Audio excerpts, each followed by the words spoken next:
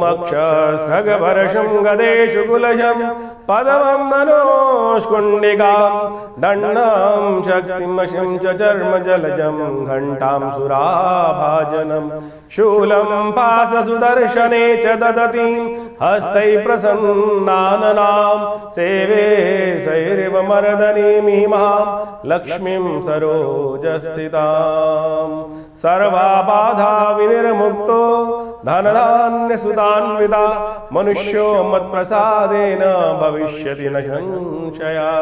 नमस्कार, स्वागत है आपका आचार्य वाणी में। मैं आचार्य डॉक्टर विक्रमादित्य आपके साथ हूँ। आज का विषय हमारा है वृषभ राशि वालों के लिए फरवरी का आरंभ काल ग्रहों के अनुसार से क्या कुछ योग बनाने वाला है। वृषभ राशि वालों, आपकी राशि के दृष्टिकोण से बड़ा महत्वपूर्ण समय आरंभ हो रहा है फरवरी के आरंभ काल से।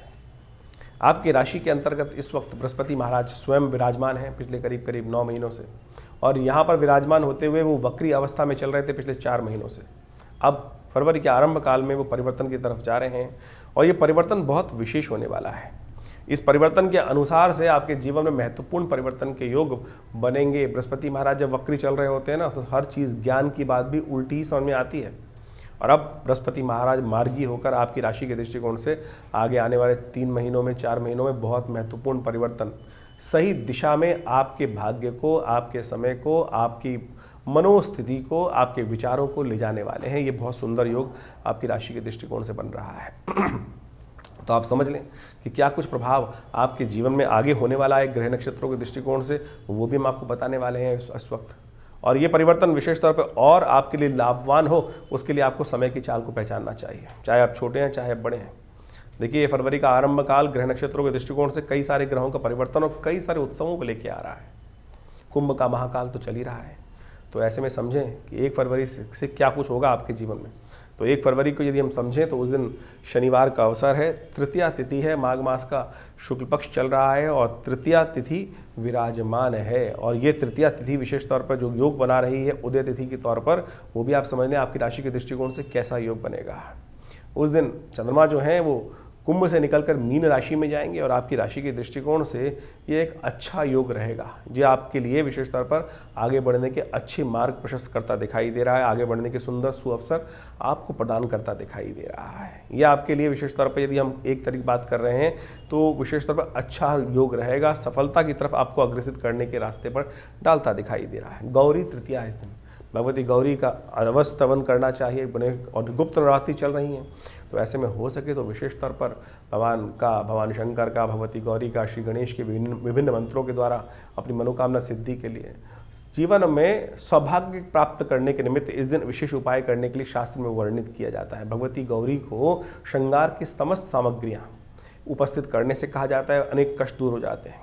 इसके साथ साथ एक और ग्रह परिवर्तन की तरफ जा रहा है। शुक्र महाराज भी इस तिथि में विशेष तौर पर उत्तरा भाद्रपद नक्षत्र में प्रवेश करेंगे और ये शनि का नक्षत्र है। शनि के साथ जो उनका योग बन रहा है ये बहुत अच्छा रहेगा और लाभ के योग आपके साथ बनते दिखाई देंगे आपको। तो वृषभ राशि वालों के लिए जो विशेष तौर पर ग्रहों का योगायोग चल रहा है 2 फरवरी को किस प्रकार से बन रहा है वो भी आप समझ लें। रविवार का अवसर, चतुर्थी तिथि और साथ में पंचमी तिथि का योग बन गया है। चतुर्थी और पंचमी एक साथ होने के कारण से बसंत पंचमी का योग रहेगा, लेकिन एक बात ध्यान रख लें, बसंत पंचमी इस दिन क्षय है, पंचमी क्षय तिथि पे पड़ रही है। दिल्ली के पंचांग के अनुसार से हम बात करें तो विशेष तौर पर ये समझ लें तो अंशुज साया बसंत पंचमी को माना जाता है, लेकिन इस बार अंशुज साया नहीं बन पाएगा ग्रह नक्षत्रों के दृष्टिकोण से। इस बात का हमें ध्यान रखना चाहिए। साथ साथ भद्रा का योग भी है जो सुबह 9:14 तक रहेगा, तो नए कार्यों को आरंभ करने से पहले अच्छे से मुहूर्त शुद्धि कर किसी योग्य ब्राह्मण से अच्छे से बात करके कार्य कीजिएगा, नहीं तो क्या होता है कि वो मुहूर्त शुभ नहीं हो पाता है। और मुहूर्त में ब्रह्म वाक्य अवश्य होना चाहिए, इस बात का ध्यान रखें। और शास्त्र के दृष्टिकोण से तो इसी प्रकार का वर्णन किया गया है, तो इसको समझते हुए कार्य करेंगे तो अच्छा रहेगा। बाकी ग्रहों का योगायोग आपकी राशि के दृष्टिकोण से कैसा है वो भी समझ लीजिए। आपकी राशि के दृष्टिकोण से देखें तो इस वक्त ग्रहों का योगायोग आपको कई क्षेत्रों से लाभ प्राप्ति के संकेत देता दिखाई दे रहा है। आपकी राशि के अनुसार से दिखाई देता है कि कहीं ना कहीं कारण से आपके ग्रह योग आपको लाभ दे सकते हैं। और एक और लाभ की स्थिति ये बन रही है कि आपके संबंध में ग्रह नक्षत्रों के दृष्टिकोण से यदि हम बात करें तो कहीं ना कहीं सेविंग में एनहांसमेंट, सेविंग्स में बढ़ने के योग बन सकते हैं। लेकिन भाग्य में चल रहे सूर्य जो हैं वो कहीं ना कहीं थोड़े कष्ट देते दिखाई दे रहे हैं, इसलिए सूर्य को प्रसन्न करने का आपको प्रयास करना चाहिए। सूर्य को प्रसन्न करने के लिए क्या कर सकते हैं? भगवान सूर्य को जल दीजिए। बसंत पंचमी का सुंदर अवसर है। थोड़ा सा एक आपकी राशि के दृष्टिकोण से इत्र डालकर, थोड़ा सा चीनी डालकर जल के अंदर, और उस जल से तांबे के लोटे से भगवान सूर्य का ध्यान करते हुए उनको जल देना आपके लिए सुंदर रहेगा। बसंत पंचमी विशेष तौर पर भारतीय संस्कृति के अनुसार से बहुत सुंदर पर्व कहा जाता है। इस दिन महालक्ष्मी का भी पर्व माना जाता है। श्री लक्ष्मी भी होती है। लोग बसंत पंचमी को केवल सरस्वती से जोड़ देते हैं। बसंत पंचमी श्री पंचमी भी है। श्री पंचमी का अर्थ होता है महालक्ष्मी की जयंती, महालक्ष्मी का जन्मोत्सव। ये शास्त्र में कई जगह वर्णित है। तो इस दिन महालक्ष्मी का भी सुंदर पूजन करने का प्रयास करना चाहिए। ये भी आपकी मनवांछित फल को देने वाली रहेगी। हमने विवेकानंद योगाश्रम में इस शुभ तिथि पर, बसंत पंचमी के अवसर पर सुंदर यज्ञ रखा है। महालक्ष्मी का यज्ञ रखा है, महासरस्वती का यज्ञ रखा है, और विभिन्न स्तोत्रों के द्वारा, विभिन्न मंत्रों के द्वारा उनका स्तवन किया जाएगा। आप भी उस यज्ञ में भाग लेकर बैठ सकते हैं। 3 तारीख सोमवार का अवसर, षष्ठी तिथि, और इस दिन ग्रहों का, नक्षत्रों का परिवर्तन का जो योग बन रहा है वो बहुत महत्वपूर्ण परिवर्तन का योग बनता दिखाई दे रहा है। इस परिवर्तन के दृष्टिकोण से आपकी राशि में चंद्रमा जो है वो निकलकर 12वें भाव में जाने वाले हैं। तो इस दिन ध्यान रखिएगा, लेकिन होगा परिवर्तन वो 11 बजे के आसपास। तो दिन आपके लिए अच्छा दिखाई देता है। शाम आते आते ध्यान रखिएगा, अगले आने वाले 2-3 दिन थोड़े से भारी पड़ सकते हैं। अननेसेसरी खर्चे बढ़ने के योग आपकी राशि में बनते दिखाई दे रहे हैं। तो ऐसा में विशेष तौर पर ध्यान रखने की ज़रूरत है कि बेकार जो ज़रूरी काम हो आज ही निपटाने का प्रयास करें। कल पर टालना, परसों पर टालना समय ठीक नहीं रहेगा। इस बात का ध्यान रखते हुए कार्य करना चाहिए। मंदार षष्ठी का योग बन रहा है। कोशिश ये करें आप अपने भगवान शंकर का सुंदर स्तवन करते हुए उनको मंदार के पुष्प, मंदार पुष्प बहु पुष्प पुष्पूजिताय तस्मै मकाराय नमः शिवाय, भगवान शंकर पर इस प्रकार से पुष्प अर्पित करने से समस्त कष्टों को दूर करने का योग सुंदर रूप से बनेगा। एक बात और ध्यान रखिएगा, 3 और 4 तारीख को अश्विनी और विशेष तौर पर भरणी नक्षत्रों का योग चल रहा है। तो ऐसे में आपके कष्टों को दूर करने के लिए आपको जो ग्रह योग बन रहे हैं, 2 और 3 तारीख की हम बात करें, रेवती और अश्विनी नक्षत्र रहेंगे। तो ऐसे में 2 और 3 तारीख में जन्म लेने वाले जातकों को मूल शांति अवश्य करानी चाहिए। वृषभ राशि वालों के लिए जिस प्रकार का ग्रहों योग बन रहा है वो भी समझ लेना चाहिए। 4 तारीख का दिन बड़ा महत्वपूर्ण रहने वाला है। 4 फरवरी का दिन आपकी राशि के दृष्टिकोण से यदि हम बात करें तो पहले पंचांग समझ लें। उस दिन मंगलवार का अवसर है, सप्तमी तिथि है, भानु सप्तमी है, और उस दिन बृहस्पति महाराज मार्गी होने जा रहे हैं। दोपहर को 3:10 पर बृहस्पति मार्गी होंगे, और ये ग्रहों का योगायोग आपकी राशि के दृष्टिकोण से बहुत महत्वपूर्ण रहेगा। भानु सप्तमी अपने आप में महत्वपूर्ण है। भानु सप्तमी का अर्थ होता है सूर्य का जन्म दिवस, और सूर्य आपकी राशि के दृष्टिकोण से क्या है? कीर्ति के मालिक है। भाग्य के दृष्टिकोण से आपकी राशि में ग्रह योग जो बन रहे हैं वो विशेष तौर पर आपके लिए दिखाते हैं चीज़ों में परिवर्तन, सही ज्ञान का उदय, सही रास्ता। आगे आने वाले समय में विशेष तौर पर आपको सही रास्ता दिखाई देने के योग बनते दिखाई देंगे। जो ज्ञान में कहीं ना कहीं आगे बढ़ने का प्रयास कर रहे थे और सही रास्ता नज़र नहीं आ रहा था, कई बार दिखाई देता था, लंबा रास्ता दिखाई देता था, लेकिन उन्हीं कॉन्सेप्ट्स को ठीक करते हुए अब जो ग्रहों का योग है वो आपके लिए ऐसा बनेगा बृहस्पति की मार्गी होने से कि विचार सही दिशा में चलते चले जाएंगे। बृहस्पति की दृष्टि कहाँ पड़ रही है? आपके विशेष तौर पर 7वें भाव पर, आपके लग्न में स्वयं विराजमान है आपकी राशि में, साथ साथ 5म और 9वें भाव पर भी, बुद्धि पर और भी भाग्य पर सही दृष्टि पड़ती दिखाई दे रही है। और ये योग आपके लिए अनुकूल दिखाई देता है। आने वाले समय में उसका लाभ अच्छे से आपको प्राप्ति के योग सुंदर बनते दिखाई दे रहे हैं। ऐसे में विशेष तौर पर आप यदि इस सूर्य जयंती के दिन, भानु सप्तमी के दिन, आरोग्य सप्तमी के दिन यदि कुछ खास उपाय कर लें, आपकी राशि के दृष्टिकोण से बता रहे हैं हम, यदि आप खास उपाय कर लें तो आपके लिए बहुत अच्छा रहेगा। भानु सप्तमी यानी सूर्य का जन्म दिवस, बृहस्पति इस दिन परिवर्तन की तरफ जा रहे हैं। तो ये अच्छा होगा कि आपकी राशि के दृष्टिकोण से आप सुबह सुबह भगवान सूर्य का ध्यान करें और उनको अर्घ देने का प्रयास करें। थोड़ा सा इत्र डालकर जल में ओम अहे सूर्य सहस्त्रांशो तेजो राशि जगत पतये अनुकंपाय माम भक्त्या गणार्घम दिवाकर, इस प्रकार से इस मंत्र का उच्चारण करते भगवान सूर्य को अर्घ देना आपके लिए समस्त मंगलकारी रहेगा। कहा जाता है ना, किसी बड़े व्यक्ति के आपके संपर्क में आ जाए तो यदि उसके जन्मदिन पर जाकर उसके समक्ष आप अपना सुंदर स्तवन, सुंदर तप से उनको यदि जो बधाई देते हैं, शुभकामना देते हैं, ये दें तो क्या होता है, उनके साथ आपका एक तारतम्य बैठ जाता है। यही ग्रहों का योग भी है। भगवान सूर्य का जन्म दिवस, सूर्य का जन्म दिवस आदिकाल में इसी दिन से सूर्य ने प्रकाश देना आरंभ किया था। तो इस सुंदर तिथि को याद रखना चाहिए। हम अपना जन्मदिवस याद रखते हैं, बहुत सारे अपने जो बहुत इष्ट मित्र होते हैं उनका भी जन्मदिवस याद रखते हैं। ऐसे में यदि सूर्य जो हमको समस्त कीर्ति यश देने वाले हैं इस वक्त तो आपके भाग्य में चल रहे हैं, यदि उनका जन्मदिवस पर सुंदर कार्य करोगे ना तो अवश्य बहुत सुंदर आपके लिए कीर्ति, यश, वृद्धि के योग, भाग्य में सौभाग्य प्राप्ति करने के योग बन सकते हैं। तो इस बात का ध्यान रखते हुए कार्य कर लीजिए। 5 तारीख की हम बात करें तो उस दिन बुधवार का अवसर, अष्टमी तिथि विद्यमान है और ग्रह नक्षत्रों के दृष्टिकोण से बहुत जल्दी परिवर्तन का योग बनता दिखाई दे रहा है। ये 2-3 दिन थोड़े से जो ग्रह नक्षत्रों के दृष्टिकोण से कई मामलों में थोड़ा मनोमस्तिष्क में, विचारों में दिक्कत आते दिखाई दिए, वो चिंता ना करें, अब समाप्ति की तरफ जा रहे हैं।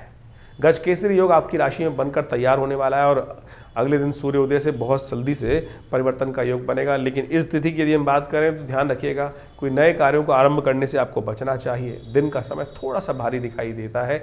चलते हुए कामों में थोड़ा सा ध्यान रखिए, रूल्स एंड रेगुलेशंस का पूरी तरह से पालन करते हुए कार्य करना आपके लिए अच्छा रहेगा।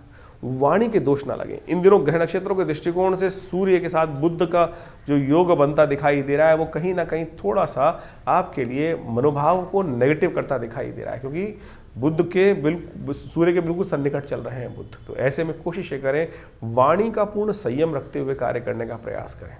किसी भी कारण से मुख से कुछ अपशब्द निकलने से बुध ये है जो नेगेटिव हो सकता है। इस बात का आपको विशेष तौर पर ध्यान रख के कार्य करने का प्रयास करना चाहिए।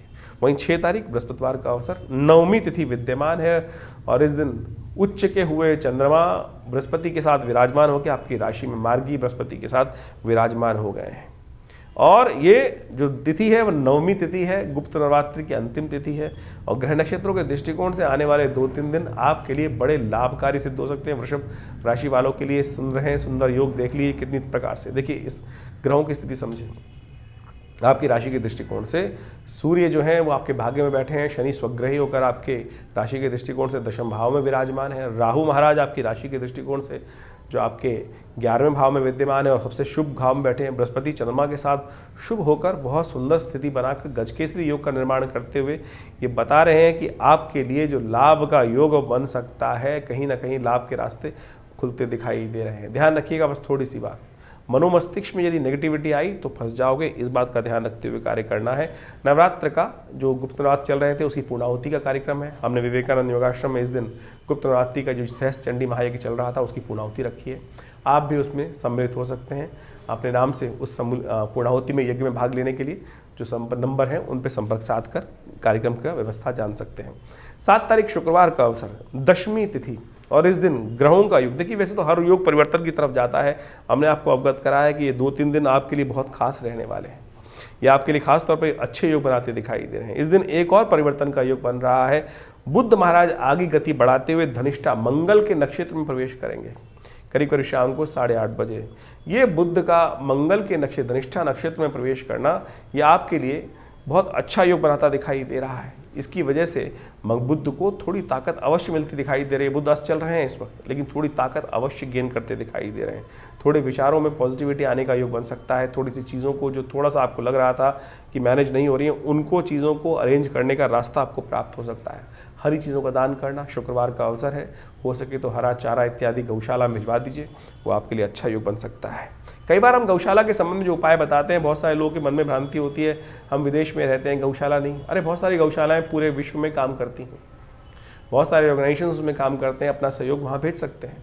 वो भी आपके लिए रास्ता बन सकता है, जहाँ चाह वहाँ राह अवश्य बन सकती है। 8 तारीख का अवसर शनिवार की तिथि है और उस दिन एकादशी का योग बन रहा है और ये एकादशी जया एकादशी के नाम से जानी जाती है। सुबह सुबह चंद्रमा परिवर्तन कर आपकी राशि के दृष्टिकोण से द्वितीय भाव में चले जाएंगे और ये राशि का परिवर्तन चंद्रमा का जो है ये आपके लिए बड़ा उपयुक्त दिखाई देता है। विचारों में बहुत सुंदर कुछ नया रास्ता दिखाई देगा। एकादशी है और जया एकादशी कही जाती है, विशेष तौर पर कहा जाता है पौराणिक दृष्टिकोण से इस एकादशी के दिन किसी के मनोमस्तिष्क में एंजाइटी डिसऑर्डर हो, कहीं कोई नेगेटिव साया, कोई विचार ऐसा फंस गया हो दिमाग के अंदर, या कोई प्रेत बाधा भी हो, तो उससे भी निवारण करने का रास्ता सुंदर रूप से प्राप्त हो सकता है। कहा जाता है कि ऐसी शुभ तिथि में व्यक्ति के अपने यदि कष्टों को निवारण करने के लिए दुर्गा कवच का पाठ कर ले और कोई सिद्ध व्यक्ति कुंजा विशेष तौर पर दुर्गा कवच का पाठ कर ऐसे व्यक्ति को उस जल को, सिद्ध जल को पिला दे तो कैसी पिशाच बाधा हो उससे निवृत्ति प्राप्ति का योग बन जाता है। तो इस दिन अवश्य भगवान विष्णु का सुंदर स्तवन करें और ये उपाय अगर किसी के मनोमस्तिष्क में नेगेटिविटी या स्ट्रेस, बहुत सारे स्ट्रेस के कारण से भी वो भी तो पिशाच ही है, उसको ठीक करने के लिए भी ये रास्ता आप अपना सकते हैं, बहुत अच्छा रहेगा। ग्रह परिवर्तन की तरफ जा रहे हैं। इस उपाय के तौर पर और ग्रहों की गणनाओं को समझते हुए दिखाई देता है कि केवल आशीर्वाद की आवश्यकता है। इस दिन ग्रह कार्यों को बिल्कुल ठीक करने के लिए यदि बड़े बुजुर्गों का और बुद्धिमान व्यक्तियों का सानिध्य लेकर, उनका आशीर्वाद लेकर, उनसे विचार विमर्श करके कोई जो भी कार्य करोगे ना, उसमें आपको और दिन के मुकाबले तरक्की ज़्यादा मिलने के योग बन सकते हैं। वहीं 9 तारीख रविवार की दिन बात करें तो द्वादशी तिथि है और उस दिन ग्रह नक्षत्रों के दृष्टिकोण से जो योग बन रहे हैं वो आपके लिए हमें थोड़ा सा भाग्य में कहीं ना कहीं झटका मिलता दिखाई दे रहा है। ध्यान रखिएगा, बहुत जल्दी आगे परिवर्तन के योग बनते दिखाई दे रहे हैं, लेकिन बहुत जल्दी कार्य करने से कहीं ना कहीं नुकसान में फंस सकते हैं। तो धीरे धीरे रे मना धीरे सब कुछ होए, माली सींचे 100 घड़ा खुशहाली तब होए। तो धीरे धीरे कार्य करने का प्रयास करें। भीष्म द्वादशी है इस दिन, अपने पितरों के निमित्त अवश्य कुछ तर्पण इत्यादि कार्य करने का प्रयास करना चाहिए। रविवार का अवसर है और इसी भीष्म द्वादशी को योग समझते हुए हमने विवेकानंद योगाश्रम में पितरों के निमित्त गायत्री यज्ञ का सुंदर आयोजन किया है। आप भी उसमें सम्मिलित हो सकते हैं। सुबह 9 बजे करीब 8:30 बजे से लेकर 11 बजे तक ये कार्यक्रम रहेगा। इसमें अवश्य अपने पितरों के निमित्त गायत्री यज्ञ, तर्पण इत्यादि, ब्राह्मण भोजन इत्यादि, भंडारे इत्यादि की व्यवस्था है। आप भाग लेंगे तो लाभ के योग बनेंगे। 10 तारीख की हम बात करें, सोमवार का अवसर, त्रयोदशी तिथि है और उस दिन ग्रह नक्षत्रों के दृष्टिकोण से बड़ा सुंदर योग बनकर तैयार हो रहा है। देखिए, सोम प्रदोष का योग बनकर तैयार हो रहा है। सोम प्रदोष, एक तो साफ समझें कि ये स्थिति ऐसी है कि बहुत सुंदर ग्रहों का अवस्था है, ग्रह नक्षत्रों के दृष्टिकोण से बहुत सुंदर योग हैं और ऐसे में सोम प्रदोष का योग भी बन गया है। तो ऐसे में अवश्य भगवान शिव का ध्यान करते हुए कार्य करें। ग्रह परिवर्तन की तरफ जा रहे हैं और ये परिवर्तन दिखाता है कि थोड़ा सा यदि वो आप अपने ग्रहों को समझते हुए कार्य करेंगे, स्वार्थी बनकर कार्य करेंगे, स्वार्थ से मनोसिद्ध होने के योग बन सकते हैं। बहुत बार क्या होता है, हम उदार हृदय हो जाते हैं और उदार हृदय करने के कारण से लोग हमारा फायदा उठा लेते हैं। लेकिन ये समय ऐसा है, 2-3 दिन विशेष तौर पर आपको अपने अनुसार से लाभ उठाने का दिन है। तो कोशिश करें, स्वार्थी बनकर कार्य करने का प्रयास करें, अच्छा होगा। तो ये राशियों का भविष्यफल आपने जाना। आपकी राशि के दृष्टिकोण से क्या कुछ प्रभाव इन दिनों जब फरवरी के आरंभ काल में आपके जीवन में पड़ने वाला है, उसको आपने समझा। देखिए, ये समय समय के अनुसार से विभिन्न ग्रहों का जो परिवर्तन होता है, जैसे इस फरवरी के आरंभ काल में आपने भी समझने का प्रयास किया, समझा भी कि बृहस्पति महाराज परिवर्तन कर जो वक्री चल रहे थे पिछले 4 महीनों से, अक्टूबर के महीने से, वो मार्गी हो रहे हैं और आपकी राशि के अनुसार से उन्होंने जो विशेष प्रभाव आपके जीवन में उत्पन्न किया है वो आपने समझा। आप समझ लीजिए, बृहस्पति का ये परिवर्तन सबसे महत्वपूर्ण परिवर्तन होता है। हर वर्ष में एक बार बृहस्पति राशि परिवर्तन करते हैं, लेकिन वर्ष में एक बार बृहस्पति वक्री भी होते हैं और जी 4 महीने के वक्रित्व के बाद पुनः मार्गी होकर अभी आने वाले करीब जो मई के मध्य तक अब सीधी गति से चलेंगे। ये आपके भविष्य में, आपकी राशि के दृष्टिकोण से आपके जीवन में महत्वपूर्ण परिवर्तन लाने का योग बना रहे हैं। इसके साथ साथ हमको ये भी समझना चाहिए कि जो जन्मपत्री का प्रभाव है उसके कई आयाम हैं। ये जन्मपत्री के दृष्टिकोण से हमें एक एक बात समझने का प्रयास करना चाहिए कि हम राशि को, बहुत सारे लोगों के मन में कई बार प्रश्न उठ जाता है, तो राशि तो बहुत सारे लोगों की होगी। बिल्कुल ठीक बात है, राशि तो बहुत सारे लोगों की हो सकती है, लेकिन आपकी जन्मपत्री के साथ, आपके दशाओं के साथ, आपके ग्रहों के योगायोग के साथ उस गोचर के प्रभाव को जब मिलाकर देखा जाता है, तब वो जीवन में भाग्य के जो योग बन रहे होते हैं वो समझ में आ जाते हैं कि हमारे लिए आने वाला समय सही है या नहीं है। लेकिन राशि के दृष्टिकोण से जो हमने आपके समक्ष भाव उपस्थित किया, वो भी बहुत ब्रॉडर स्पेक्ट्रम के तौर पर बता सकता है। यदि इंडिविजुअल रूप से हर व्यक्ति के बारे में सही रूप से जानने का हम प्रयास करें तो वो भी बड़ा संभव है कि जन्मपत्री को विशेष तौर पर अध्ययन कर बहुत सारे ग्रहों के योगायोग को देखकर आपकी जन्मपत्री में कौन से प्रकार के योग बने हुए हैं। देखिए, जन्मपत्री में हजारों प्रकार के योग हैं। हर ऋषियों ने, जो ज्योतिष के अंतर्गत भी बहुत सारे अनन्य जो ग्रंथ हैं, इतने अनंत ग्रंथ लिखे गए हैं और हर ज्योतिषी ने, हर ऋषि ने, हर आचार्य ने अपने अपने उस विज्ञान को, अपने उस अनुभव को उन शास्त्रों में इंगित किया है, विभिन्न योगों का वर्णन किया है, जैसे कालसर्प योग इत्यादि, राजयोग इत्यादि, दरिद्र योग इत्यादि, विभिन्न प्रकार के किमुद्रम योग इत्यादि। इन सब का प्रभाव क्या पड़ रहा है, कब पड़ने वाला है। अब किसी व्यक्ति की कुंडली में राजयोग है, लेकिन वो कब फलीभूत होगा, कौन से योग हैं जो उन राजयोगों को काट रहे हैं। देखिए, आप कंप्यूटर से जन्मपत्री कई बार निकालते हैं तो उसके अंदर बहुत सारी डिटेल लिख के आती है कि इस प्रकार का राजयोग है, इस प्रकार का राजयोग है, इस प्रकार का राजयोग है, लेकिन उसके साथ साथ कुछ अशुभ योग भी होते हैं। उन प्लस माइनस कर उन चीज़ों को अध्ययन करने की आवश्यकता है। फिर दशाएं कौन सी चल रही हैं, दशाओं के अंतर्गत जिसकी दशा चल रही है उससे वो दशेश जो है वो कहाँ बैठा है, किस प्रकार के योग बना रहा है, ऐसा नहीं है कि बृहस्पति जो दशाएं तो 9 ग्रहों की दशाएं हैं, वो कहीं ना कहीं घूम के आएंगी। बृहस्पति की 16 साल की, शनि की 19 साल की, शुक्र की 20 साल की, ये दशाएं तो घूम के वही हर व्यक्ति पर आ रही हैं। लेकिन उन ग्रहों की अवस्था क्या है आपकी जन्मपत्री में, उन सब चीज़ों को देखकर, उन विशेष तौर पर विज्ञान का अध्ययन कर कर उस समझ को, भविष्य को देखा जा सकता है कि क्या कुछ योग हमारे जीवन में बनने वाले हैं। हम लोग व्यवसाय कर लेते हैं बहुत सारे, क्या वो व्यवसाय हमारे लिए उपयुक्त है? हर व्यक्ति के लिए हर लाइन उपयुक्त नहीं होती है, इस बात को हमें समझना चाहिए।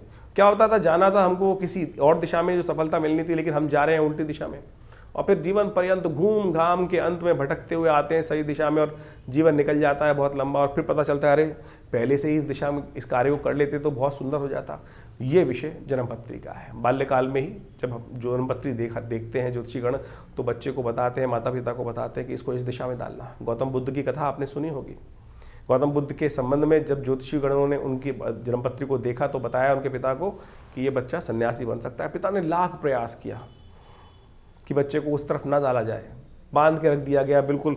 जो ऐसे किसी व्यक्ति को, साधु व्यक्ति को उनके जीवन में लाने का प्रयास ही नहीं किया गया, लेकिन फिर भी जब काल आया, समय आया, वो व्यक्ति बदल गया। तो इसी प्रकार से आपके जीवन में कौन से योग हैं, किस प्रकार से आपको लाभ प्राप्ति के योग बनने हैं, कब आपको सफलता प्राप्त करने के योग बनने हैं, वो यदि आप समझ लें आपकी जन्मपत्री के अनुसार से, तो आप अपने जीवन में परिवर्तन का मार्ग बहुत जल्दी से प्राप्त कर सकते हैं। नहीं तो भटकते रहेंगे। देखिए, सुर दुर्लभ मानुष तन पावा, 84 लाख योनियों में भटकने के बाद एक मनुष्य जन्म को प्राप्त किया है। और फिर इसमें भी यदि अज्ञानता से कार्य करेंगे, तो अज्ञानता से कार्य करने से क्या होगा कि वो जीवन में सफलता नहीं मिल पाएगी। अज्ञानता को दूर करें, ज्योतिष विज्ञान का विषय है। आज नासा भी, बाहर के विदेशी वैज्ञानिक भी हमारी उन काल गणनाओं को, ज्योतिष के पंचांग को सत्य मानते हैं। सोचे तो हमारी कई बार लोग भ्रांति उत्पन्न करने के लिए बहुत सारी बातें उत्पन्न कर देते हैं, मनोमस्तिष्क में डाल देते हैं, अरे कुछ नहीं होता है। बहुत कुछ होता है, हमने देखा प्रत्यक्ष भाव से। आज भी देखते हैं, नृत्यपति देखते हैं कि बहुत सारे लोग आते हैं और वो योगा योग जो है प्रत्यक्ष अकाट्य भाव से जीवन में घटित हो रहे होते हैं। तो इसको समझने की आवश्यकता है। सिद्धांत गलत नहीं है।